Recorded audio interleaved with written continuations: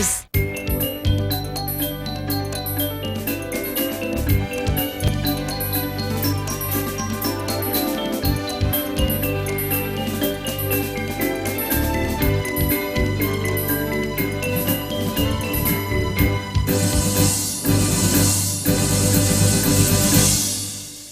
Pemirsa, gerakan menolak reklamasi Teluk Benoa terus bermunculan. Kali ini seket Truna-Truni Banjarbaru Denpasar yang tergabung dalam STT Yowana Samhita Dharma memasang baliho menolak reklamasi. Baliho dipasang di sebelah utara Banjarbaru agar mudah terlihat dan menyadarkan masyarakat Bali tentang ancaman reklamasi.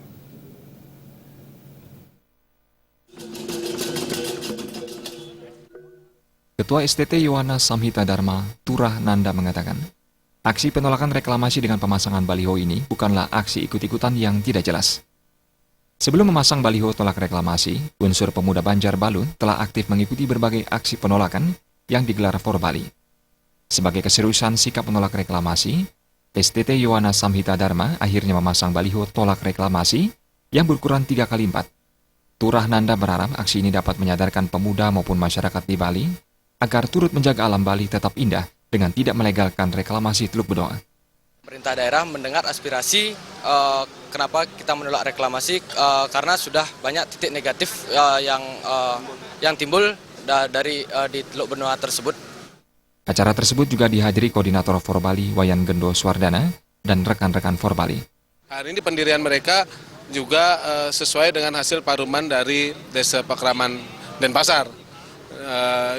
Salah satu desa dari 30 desa Pakraman di Bali yang sudah menyatakan secara tegas menolak reklamasi Teluk Benoa dan mencabut Perpres dan menuntut Presiden mencabut Perpres 51 tahun 2014.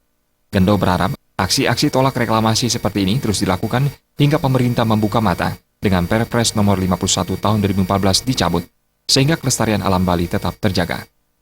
Yuda dan Indra Wijaya, Bali TV.